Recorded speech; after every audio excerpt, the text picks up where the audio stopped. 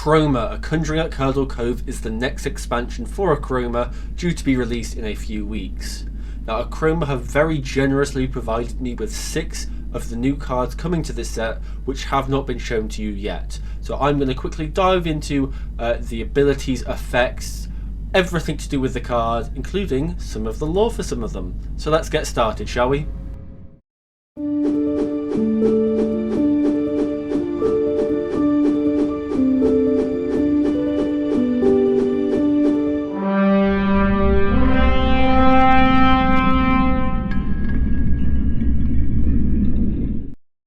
So let's kick things off in chronicle order. Chronicle order being characters, objects, actions and locations, starting with what I would like to think is the counterpart to the cat we saw with the Seafaring faction before in the sneak peeks.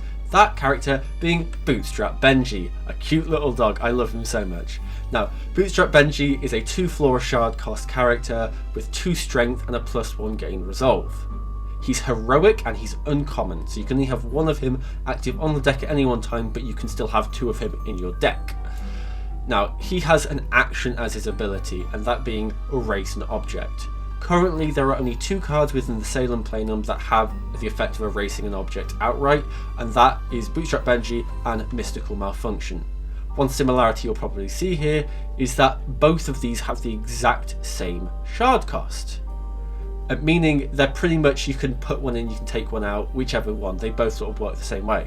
However, if you were to run a deck that works off actions more, so deploying an action you get an effect, like the next character I'm going to talk about, hint hint, you probably would want to run with Mystical Malfunction, or if you wanted a deck that revolves around characters, possibly using Countess Isidora Curdle or Cloudstorm Ruthrobe, depending on which way you wanted to go with stealing or gaining, you'd want to run Benji. Or you could pair him with the new legendary card, Captain Cassius. Ignore the Veiled Chaser here, we're just talking about Cassius. This is the best image I could find. His ability giving all characters divert and then gaining for each character with divert. So he basically gains +1 for every character on your deck. That's very similar to Cloudstorm Ruthros, but he has +2. But divert is a little added bonus of basically choosing where effects played by the other player goes. So that's Bootstrap Benji. He's a cute little tavern dog, sniffing out any danger, and he can basically sniff through spells. He knows if you're pulling a cheeky one on him, nothing gets past old Bootstrap Benji. Next up we have a card which I believe was revealed to us before, but it since has disappeared from the internet, I guess, and I think he had an ability change, that being Apollo. Now Apollo is a 4 shard cost, being 2 solar, 2 ice, character, 4 strength and +3 gain resolve, which is very good. He almost pays himself off entirely, just like Bootstrap Benji does. Now his ability is basically what I like to call passive. Each time you deploy an action card, +2. So you'd want to be running that alongside possibly Mystical Malfunction if you wanted to Benji in your deck. Or a Benji substitute, I guess, although I don't want to substitute my little boy. Now, Apollo works really well with another legendary card we've seen from the same faction. That's one thing you need to know. All of these cards are from the Free Folk of Luxmorn. That's what I'm guessing, because I don't see any seafarers in here, and I don't see any evil merfolk. Now, that legendary card that you can pair him with is in fact his twin sister, Asa. Asa's ability is practically the exact same. She steals 2, however, and each time you deploy an action card, she steals 1. So very good as a pairing up. Now, a bit of lore about Apollo. Apollo in mythology is the god of many things, but healing is what I'm guessing matters here, as it is mentioned in his lore text that he is a masculine healer. Now, he's also the twin of Artemis, and I've noticed Asa isn't named after Artemis. You can hedge your bets as to why that is. Artemis is a goddess of many things, probably not some that they'd want to put in Achroma, but they are twinned. And one thing to note here is Apollo and Artemis were the children of Zeus, and what we can see here is what I'm going to assume looks a bit like lightning magic, and then the gauntlets on his wrist, if that's what you call them, also look akin to that type of mythology. Right, next up we have an action card, and that action card being Tankards. Tankards is a 2-cost action card, one being solar, one being fire, and the action is basically +1 for each card on your canvas. I'm just turning over my notes, sorry if you heard that. This is very similar to Kara Curdle's ability, except you don't get the protection or the block for every other card on your canvas.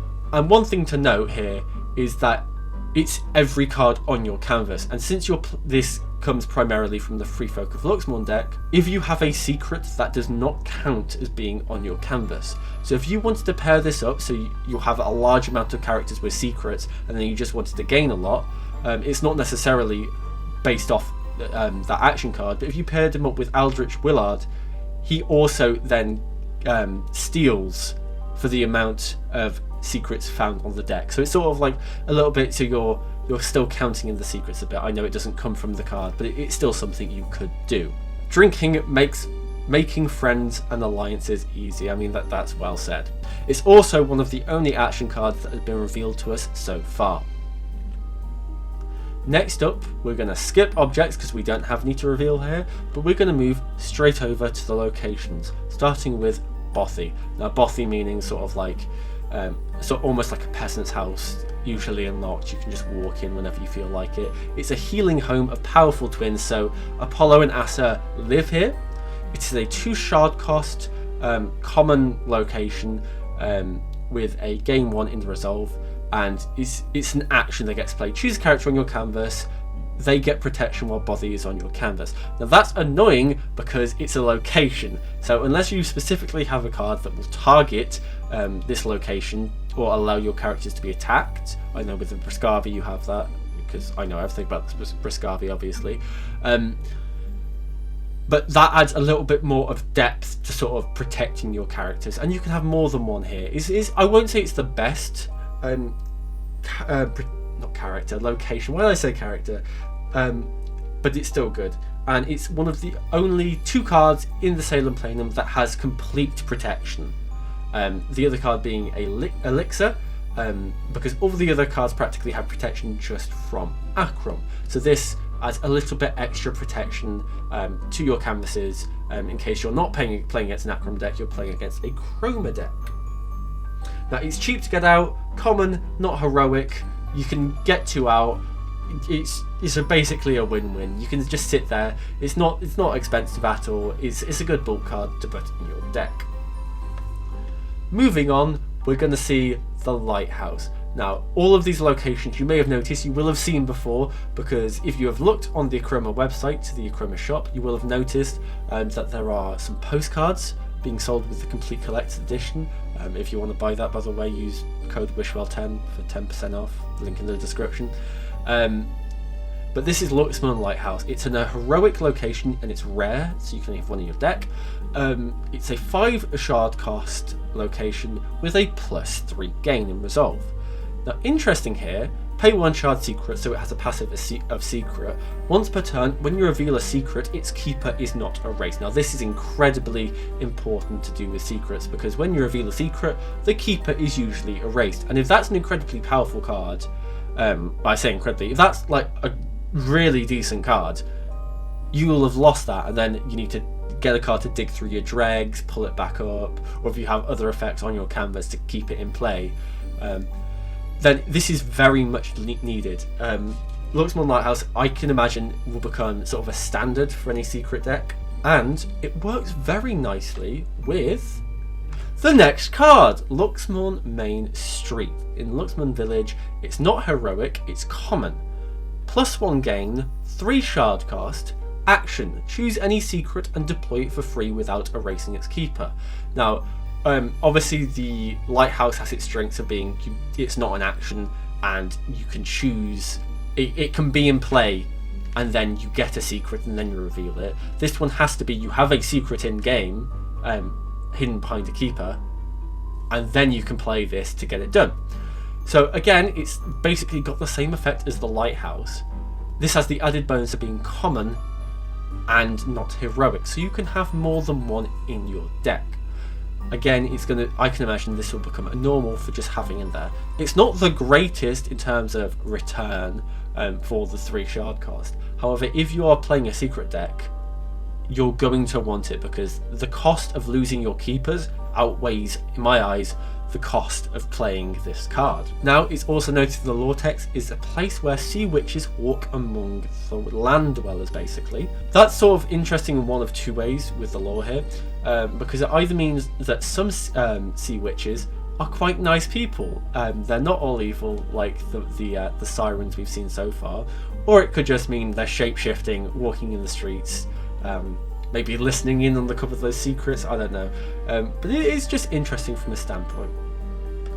And those were the 6 cards exclusive that I've been given by Achroma. I know another 6 cards have been revealed to another content creator called Echo7. He runs a great article website called Draco Temple. I will link to that in the description. So if you want to see more cards surrounding Curdle Cove, definitely go and check that out. If you are considering buying Achroma products in the near future, or if I've managed to convince you to get that collector's edition, because I know I was very convincing in just saying just buy it, please feel free to use the link in my description. It will automatically apply 10% off when you go to checkout, or use code Wishwell10 to get that 10% off at discount if you don't click the link. So thank you very much for watching this video, and I guess I'll see you in whatever comes next. I know this has been more informal, so I'll just say bye then. Goodbye.